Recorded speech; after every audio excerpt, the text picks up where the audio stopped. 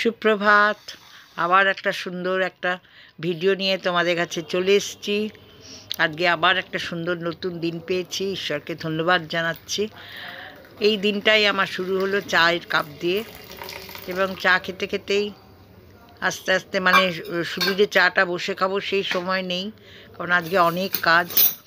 এই কাজের মধ্যে দিয়েই আমাকে সব কিছু করতে হবে, কারণ তোমাদের সঙ্গে কথা বলতে হবে, আবার কাজও কমপ্লিট করতে হবে। আজকে তাড়াতাড়ি করব, কারণ একটু বেরোবো।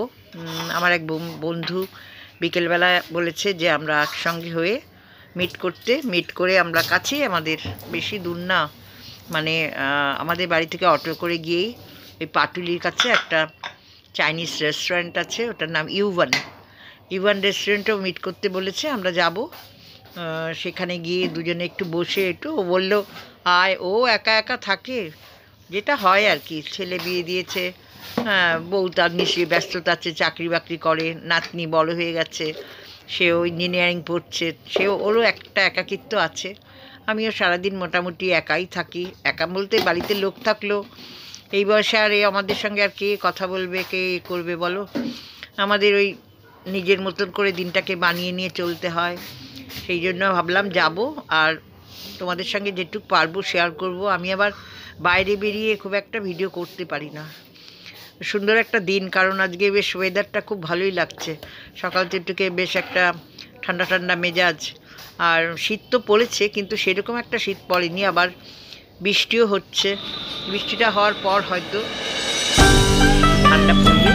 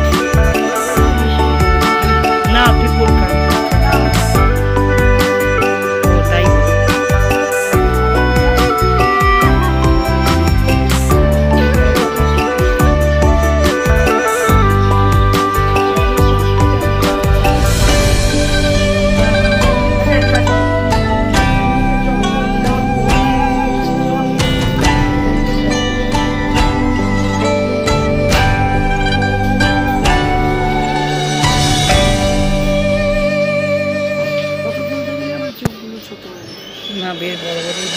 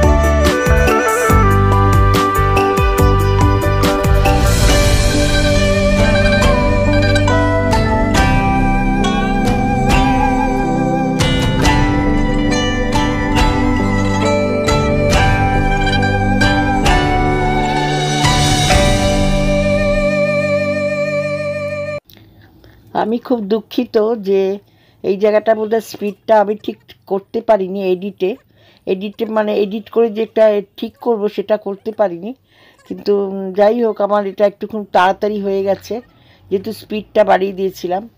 তোমরা একটু অ্যাডজাস্ট করে নিও, তোমাদের কাছে একটু রিকোয়েস্ট করছি, আমার এইজের সঙ্গে একটুখানি তাল মিলিয়ে তোমরা একটু দেখে নিও।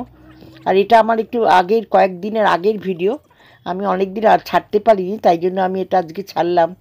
তোমরা এটা প্লিজ একটুখানি আমাকে একটু অ্যাডজাস্ট করে নিও, কিছু মাইন্ড করো না। আশা করব আমি নেক্সট ভিডিওতে এই প্রবলেম বা এই ভুলটা আমার হবে না। খুব খারাপ লাগছে, আমরা দুজনে বসে গল্প করছিলাম, সেই গল্পটা খুব মানে স্পিডটা যেহেতু আমি বেশি দিয়ে দিয়েছি এরকম হয়ে গেছে। তোমরা একটু মানিয়ে নিও প্লিজ, ঠিক আছে? খাওয়া দাওয়া গল্প সব কিছুই হয়ে গেল, এখন আমরা বাড়ি ফেরার পথে দুজনেই বেরিয়ে পড়লাম টুকটুক করে হেঁটে হেঁটে। একটা স্ট্যান্ডে গেলাম, রিক্সা স্ট্যান্ডে, কারণ ও যাবে একটা রিক্সাতে যাবে, কারণ ওর তো বাড়ি কাছেই, কিন্তু বাড়িটা কাছে হলেও একটু হাঁটার প্রবলেম আছে, হাঁটতে অসুবিধা হয়, তাই জন্য দুজনে মিলেই হেঁটে একটা স্ট্যান্ডে গেলাম আর ওকে আমি একটা রিক্সাতে তুলে দিলাম। সামনেই বাস স্ট্যান্ড আছে, অটো যায় ওখান থেকে, তোমরা দেখছো অটোগুলো যাচ্ছে, এটা ক্রস করতে হবে আমাকে।